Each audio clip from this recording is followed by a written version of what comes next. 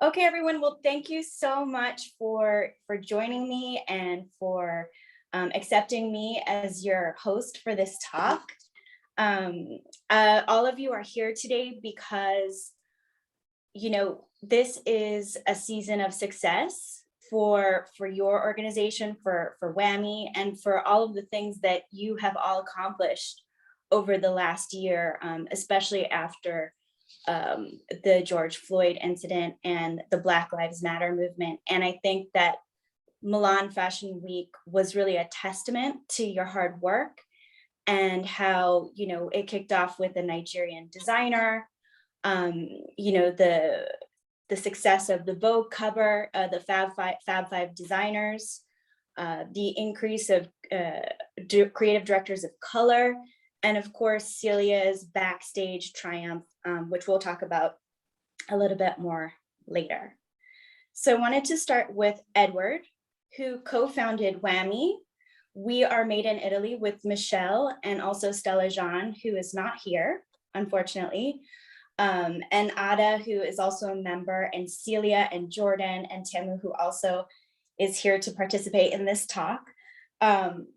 WAMI is a great organization because it shows that Italy is not just homogenous, that there are actually people who have been born in Italy or adopted Italy as their home and grown up here, that actually enrich the cultural fabric of this nation.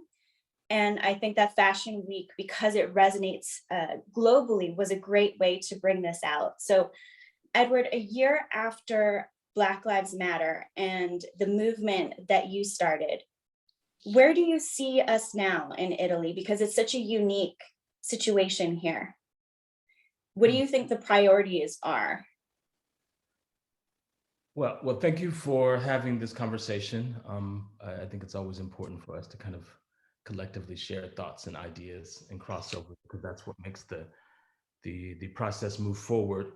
That's a complex question, and I want to start by saying I always say that Black and Brown people, when they walk out their front door, they're activists, and we are all no different in how we approach being BIPOC or creatives or other that are living in a country that hasn't always supported us being here.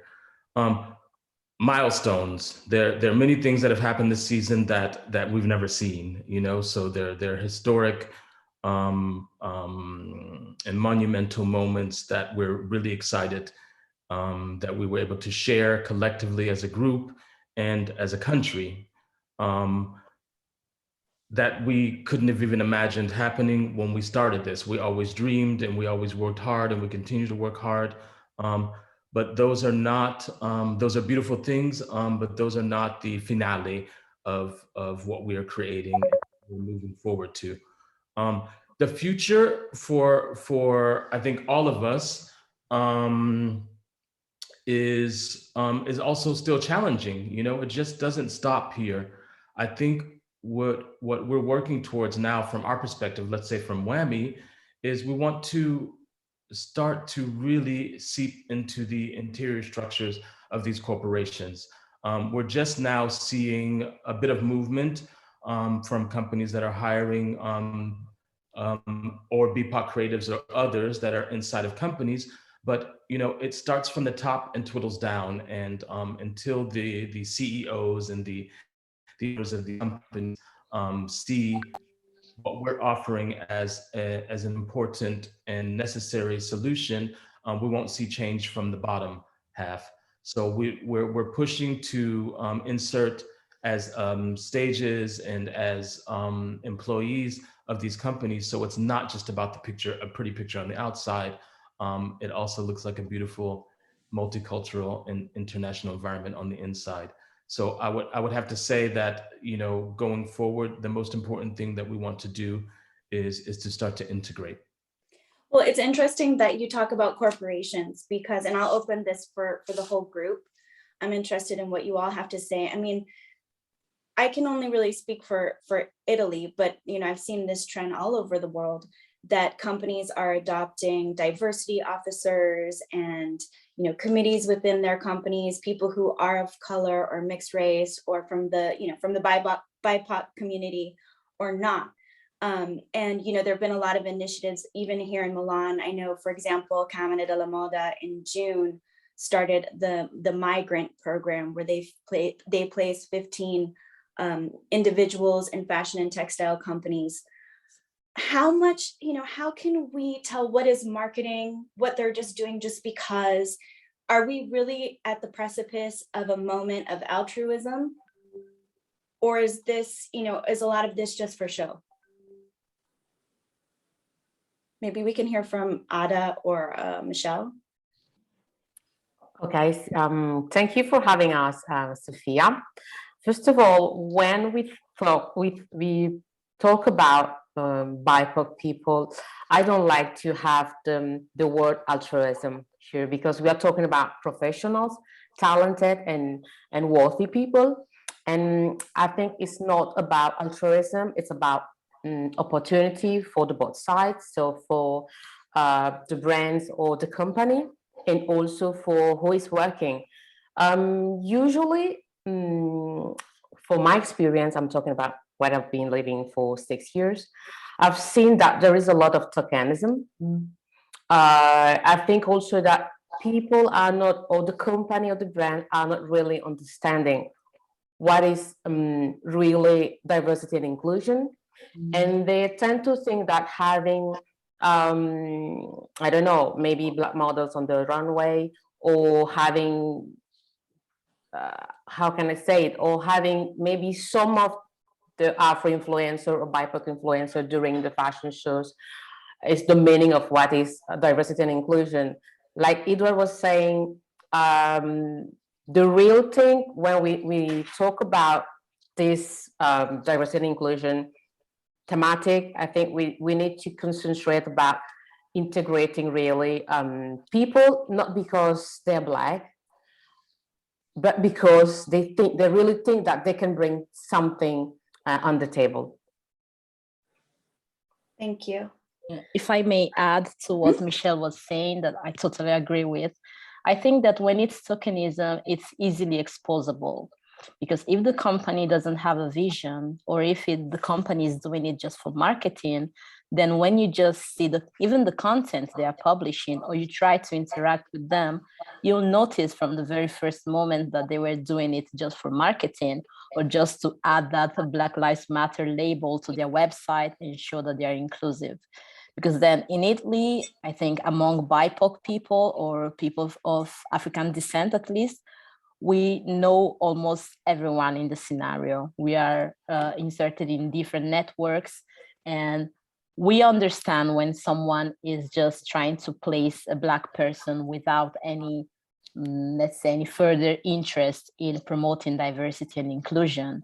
And when it's like that, then what we try to do normally, as Edward said, we are all activists once we get out of our houses, is expose the situation and discuss it. And talk about the company or talk about it publicly also sometimes might be an option. Oh, you're on mute, Temu. Sorry. Hi, guys. How are you? Thank you for having me. If I could add just a few experiences that I've had this summer. I did a talk with M-Train, which is an organization that trains companies in diversity, in inclusion, in tolerance. And I did the talk with a woman whose name is Nancy Douillon. She's a sister, she's an Haitian sister, shout out to all our diaspora people. And basically she's a tech person. She's a person that basically works with the Googles of the world. She's an engineer by trade. So what she'd be working on is like AI and the problems related to ethics with AI.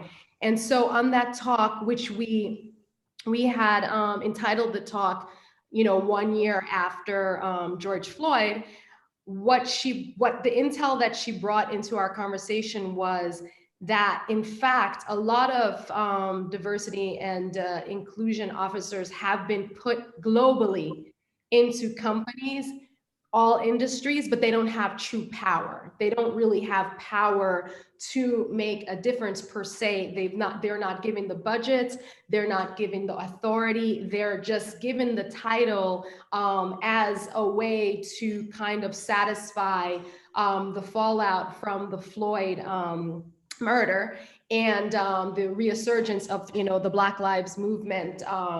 And, it is sad. So at the end of the day to day, they actually do not have the authority to make the changes, to implement the policy. So that was one thing that she's found in her research globally, because she's also working with the different companies that she works with in Europe, not only in the United States where she's based. The other thing that we found in our preparation for that talk was that there's a report, and I can share it with you guys after. I'm sorry, I was trying to pull it up on my phone, but I can't seem to locate it.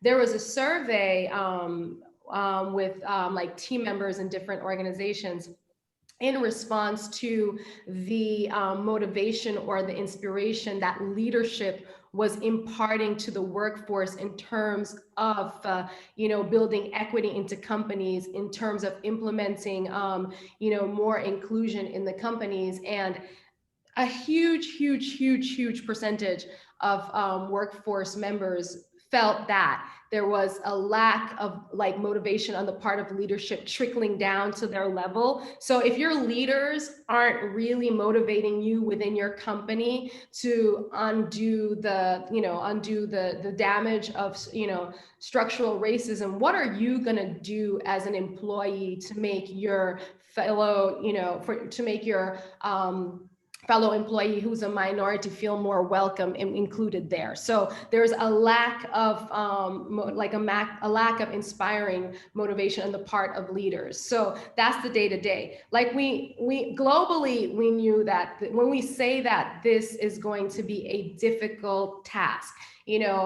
dismantling structural racism in fashion and beyond is going to be a difficult task.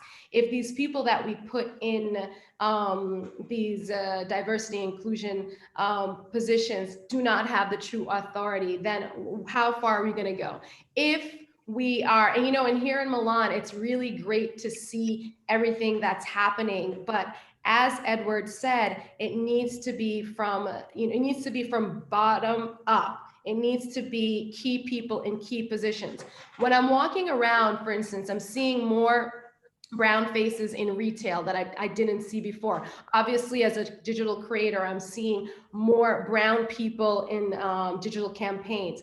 Obviously, we've seen a lot of brown and BIPOC people in front-facing campaigns.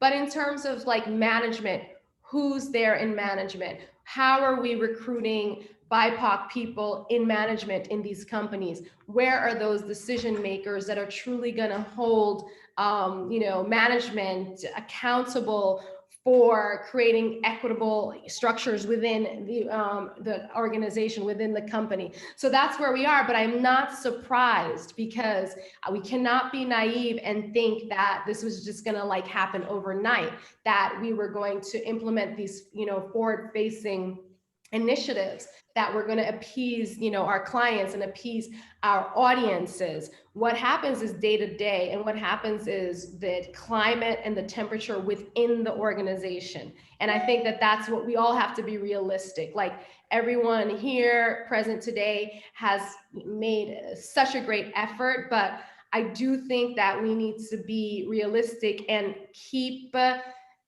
these managers, decision makers accountable, and just reinforce the idea that people of color in decision-making roles within these organizations actually need the power, actually need to feel safe when they are sharing their opinions on how we can make the environment more equitable. So that's kind of some of the information I've gotten from abroad. But if you guys have a chance, definitely I would check out from a tech perspective. Her name is Nancy Dion, and she does this work quite often on a global scale with these huge tech companies. I think Adam might be interested in the work that she does as well.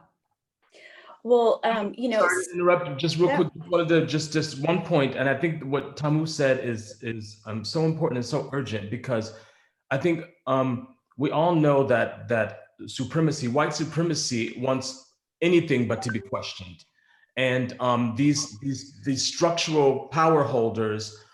They don't want you to tell them what they have to do. So it's easy for them to say, okay, well, we just employ one person that's going to be in charge of diversity and inclusion. Maybe they're a person of color, maybe they're queer, and we place them in the company and our job is done. And then we clean it up and then we move on. And what she's saying is so important, because if you don't allow that individual, structurally, the power in order to make decisions and to move the conversation forward, then we're still at the same place. And I think that's really, really important. It's still happening now.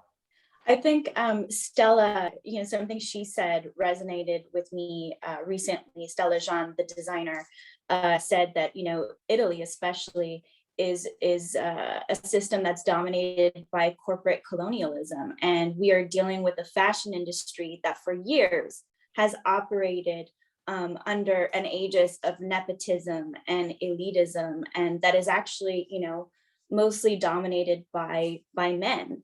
And I think since there's a lot of people that will tune into this talk that aren't from Italy, I think it would be important for few of you to illustrate, in your own words, how Italy's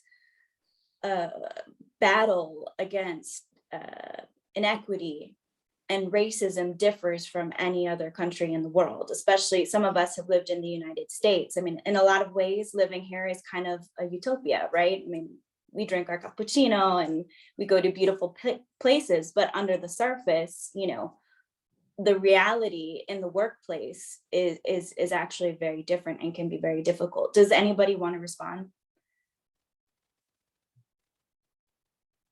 Jordan? Hi everyone. Thanks so much for inviting me to this talk, Sophia. Yeah, I mean, I think I've spoken about this before, about how Italy like very much differs from, like, whether in terms of compared to its sister fashion cities, whether it's Paris or London or New York. I think it's very much different in a bad way and in a neutral way. I say this because I feel like when you check the numbers and you compare the scales in terms of diversity, Milan is always last. Milan is always last on the list, whether we're talking about models or whether we're talking about people in staff. Milan is always last. And I think that comes from different reasons. I think a lot of the times, a lot of the Italian brands that are not only brands, but a lot of the local fashion industry here, they've not been held to the same international standards as people in Paris or people in London. I think from my perspective, they have a local audience, a local white audience, that and they were making money from this audience. The audience didn't ask for anything more, anything less, and they've been comfortable in that way. I think now these brands or these magazines, they're being asked to step up to the table and step up to the international standards, especially when you're trying to sell to people outside of your country. So especially when you're trying to sell even inside Italy as well, because I mean, Italy is not made up of only white people. And so I think it's only now that a lot of these brands are being held to these international standards of, and people are saying you need to be diverse, you need to catch up. And so I think now, because there's this catch up of trying to get to the standards of London or New York in terms of diversity, Milan is going through it, and it's a process. It's a process that's been, I think it's a process that's quite slow, and has been going on for a while. But I mean, the important thing is that we're on the journey. And so, yeah, Milan is very different in that way, in that a lot of the brands and the magazines are comfortable and have been comfortable and are still comfortable because they can earn and they can be happy and they can be completely comfortable without implementing diversity and inclusion in their brands. Celia, Jordan, thank you for that. And I'm going to get back to you about another topic that I really want to discuss with you. But Celia, you know, we had a conversation last week about your success with Show Division, and Celia, I'm sure you all know Celia, but she's a former model and she's the CEO of Show Division, running backstage from hair to makeup. And so, you know, it took a while to achieve your program in conjunction with Wella and also Camera della Moda to teach these courses on how to treat Black hair and to do Black makeup and to be prepared. And what I didn't know is that, you know, a woman of color was, you know, expected to bring, and a lot of times, her own makeup and be able to do her hair just until, you know, this fashion week. And I think that points out just how far behind we actually really are, but, you know, on a very plain, obvious level. Yeah, absolutely. It's funny how many people don't realize what actually happens backstage. And so after the first conversations, speaking not only to the Camera Moda, but the CFDA, FHCM, and the British Fashion Council, some people knew, some people don't think it's that big of a deal. And so my mission right now is to put as much awareness on it as possible. And so basically what we are trying to do is come up with a solution. What's been happening has been happening since the beginning of Black models being on the runways, center stage, wherever they may be. And it is one of those unwritten rules. If you are a model of color, you better have your foundation, a little makeup kit with you, and some hair products, and maybe a couple of hair tools just in case, because you can never guarantee that the person who has been hired to work on you is actually capable to do so. And so what we are trying to do is to address that quality gap by offering some tactical instruction in terms of how to work with textured hair and how to manage and how to negotiate and how to understand the complexities of darker skin tones. But I mean, just on a personal level, why hasn't this happened sooner? Like, you know, it's just shocking. You know what? It's the models have been speaking out about this over the years, and one of two things happens. Basically, either the model is blacklisted for you know, she just talks too much, or speaking out of turn, so to speak, or they're just labeled a complaining model. And so I think the timing was just right. I think that with George Floyd, with the advent of the masses realizing there is really a disparity between what happens between, you know, a non-BIPOC person and a BIPOC person, especially when it comes to fashion, the time was right to say this is an issue and I have a solution. I think that's what it is more than anything, because everybody can say this is what's happening, this is what's happening, but I have a solution. And the solution is relatively simple. It's education. So I think that that's what it was more than anything. And I was curious. It was interesting that, you know, Italian Fashion Week actually were the first to step up to the plate on that issue, when, you know, you would think that New York, with all these, you know, years of history. Very interesting. Absolutely. Initially, I reached out to everyone. I spoke to the CFDA. I wrote an article called "I Don't Do Black Hair," which you can find on the CFDA website. We did a panel discussion with a series of amazing people that Tamu was actually part of as well. And but at the end of the day, after all of that, it was still like our stakeholders, I don't know, and I'm not too sure, and let's see, and so you can only go so far. But with the conversation, especially the fact that I live here in Italy, my company is based here in Italy. I believe that the Camera Moda was much more open. They were much more receptive. And it's one thing to have those difficult conversations, because they're always difficult. It's the action part. And they were willing to put in the work and to actually do the action of creating this collaboration with their official hair sponsor, Wella. And we did this amazing two-day masterclass that was highly successful, and they're on board. This is going to be a continuative initiative, and so that makes me very, very happy. It makes me happy, especially because I live here. I've been living here for 20 years, and Italy is home.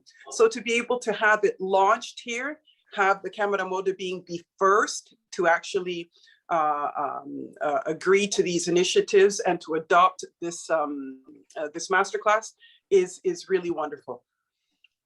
Celia, I have a question for you.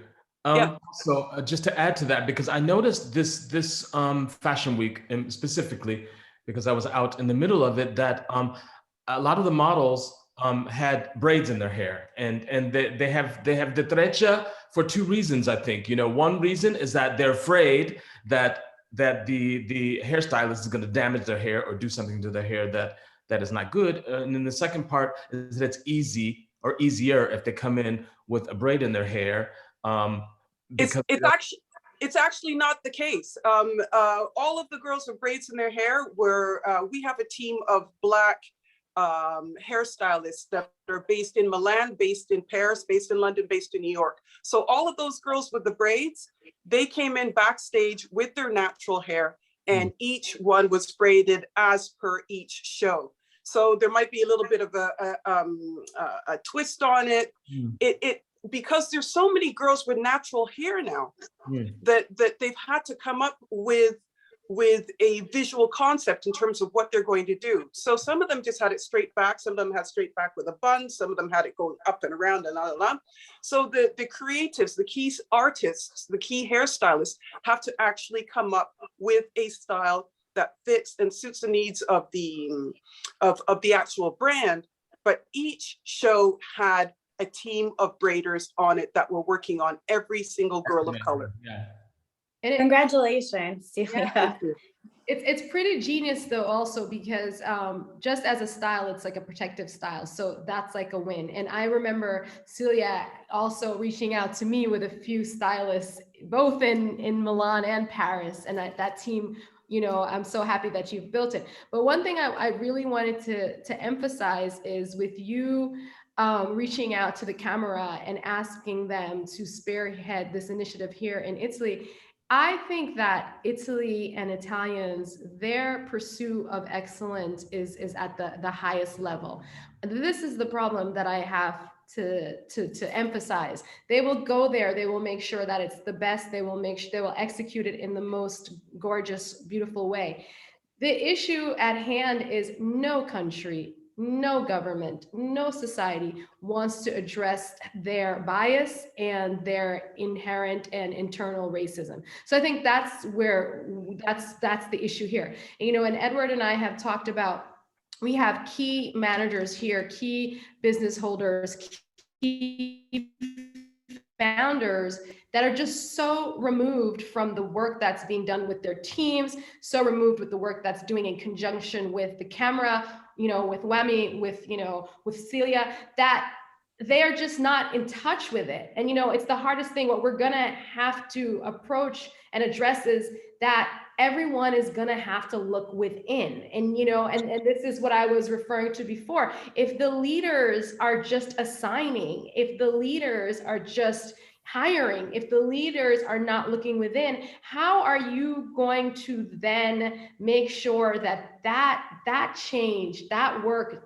seeps down at the foundation of the business and the company? Because we'll see it across the board whenever Italians go for it. I mean, Italy is one of the most innovative countries historically, period. You know what I mean? In terms of fashion leader. But at the root is the fact that if Italians are not asking historically how they've been biased, if they're not pulling in their historic, trauma themselves because they've been traumatized as well, then that connection that needs to be made is not going to be made. And, Edward, we've spoken about it in regards to another experience. Celia and I were on the conversation. And if you wanted to just add, Celia, before, because what moved me was when you explained how these girls actually feel in the room with the stylist who is just throwing you really bad energy and shade because they don't know and are so insecure about doing your hair. I'm gonna let you speak to it. Absolutely. I mean, it's a travesty. You walk in as a model. Let's just give a hypothetical situation. There are 10 models cast on a show. And out of these 10 models, let's say 3 of them are Black. Out of the 10 models, maybe there's about four makeup artists who are in repetition, have to get everybody done. You've got your timing and you have a small window of time to get X amount of people done. What happens is the Black girl will sit in the chair and the stylist will start to do something like this. They'll start to like pick at the hair a little bit because they have no clue. And then they will either emote a very negative energy of like, why is this girl here? And so ultimately the model feels less than the counterpart who's sitting right beside her, who's getting her hair done. She's on her phone doing her thing, getting her hair done, getting her makeup done with absolutely no thought, no consciousness in the fact that the girl sitting right beside her is either going to come out with her hair singed, or they're going to sit down and say, you know what, your hair is fine as it is. So you're not getting the same, either, number one, you're not getting the same amount of attention. And number two, you as a Black model have to come in doubly prepared because like I said, you got to pack your stuff before you come. There's no white model who has to do this. They don't come in with their hair and makeup just because they're afraid that the person doesn't know what they're doing. It's unheard of. It's unheard of if that was a white model in that same position.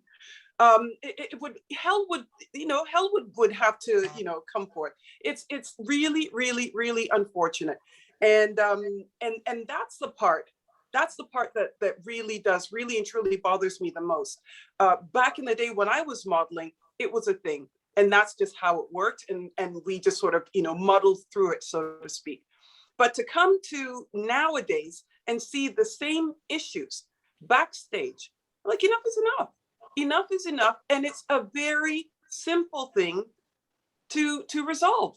Again, it's about education. If you don't know how to do textured hair, learn how to do it.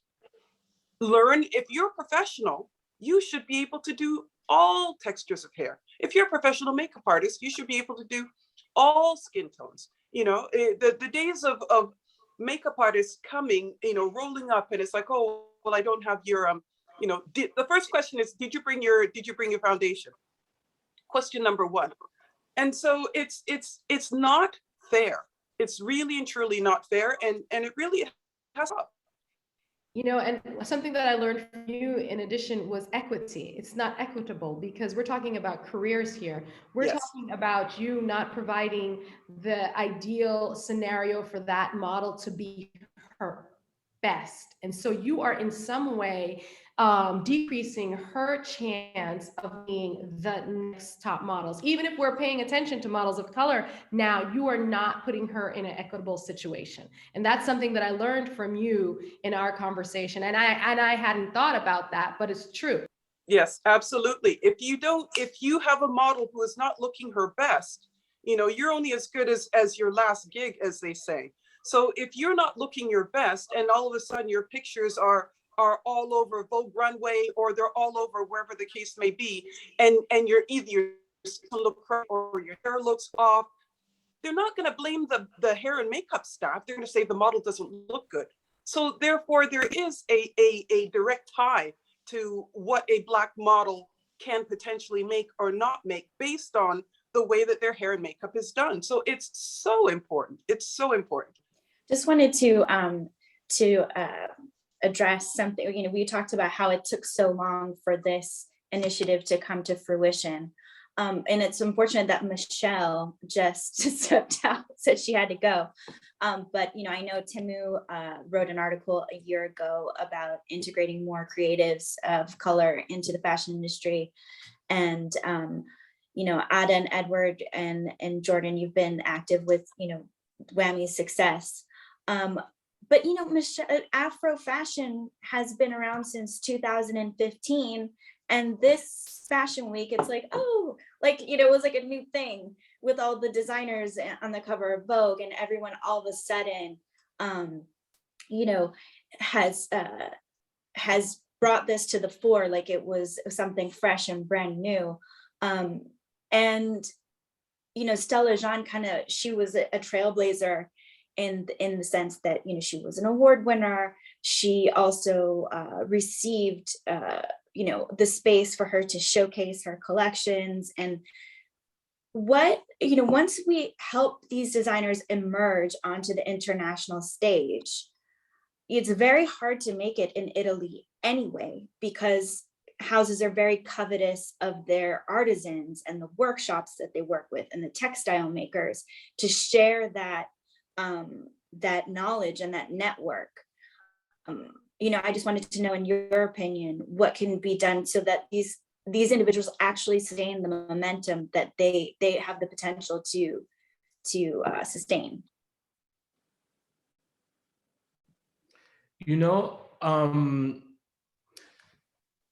I was the creative director of Bottega Veneta for almost 7 years, and in the books at Bottega Veneta, my name is not listed as working and being the director of Bottega Veneta. And it's the information that I found out from people that still work on the inside. I took the bow for almost 6 years of collections. My assistants that I've hired are still working at Bottega Veneta.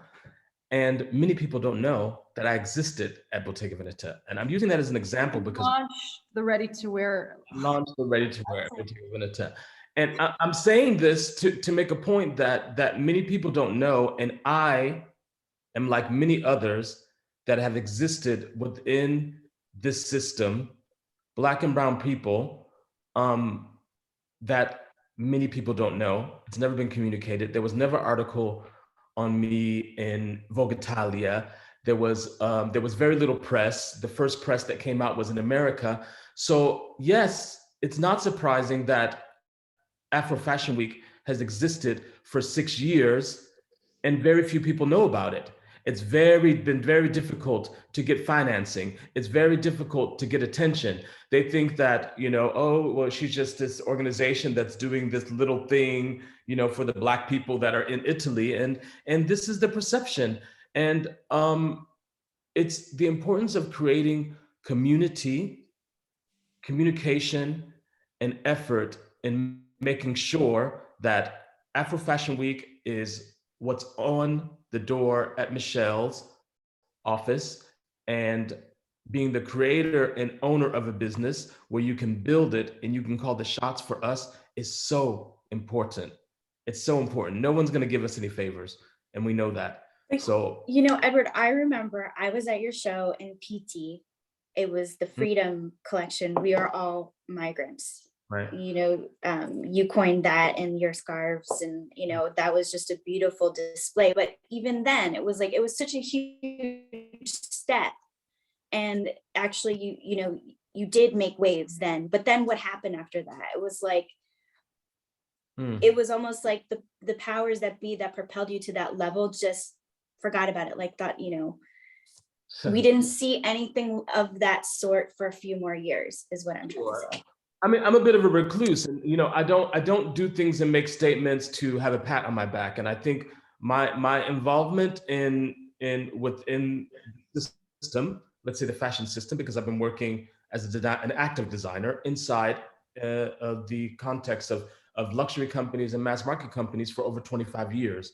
And I am not the only one. There are others that have existed within the system for many years that many people don't know. I make always a point with my brand, Sansevino 6, that it has to be an honest reflection of, yes, my creative process, and two, about what's happening around me. So the launch of those scarves made sense in the moment that I did it, because I was thinking to myself, words have power, where it was in the beginning stages of the Trump election, and there was a lot going on around us, and I couldn't continue to exist within the context of fashion and not have something to say about what was going on around me. They think that we already work, within an industry that's just selfish and selfless, and we only talk about, what we put on our bodies. So I really wanted to use my platform, along with the combination of other platforms, to tell a story and to question what we're dealing with. And I think, shifting back to Afro Fashion Week, it's so important that this exists, and it's important that we give the effort and the attention to a platform which, at the end of the day, is something that can actually run head to head with the existing Fashion Week, but someone that really made an effort to actually see and hear from those creatives that have been invisible for so many years, that have been in the system, that haven't gotten the opportunity to work on the interior structures of houses in Italy, that haven't gotten the opportunity to learn about weaving, to learn about materials. These are creatives that haven't had the chance, the majority of them. Some of them have had the chance, but have never had the platform. So I'm giving 1000% to that organization and collective with our collective WAMI to make sure that the future is bright for anyone who wants to do the job that we do. I just want to say, if we get cut off, I just want to thank everybody. So it might just cut us off because we have 5 more minutes.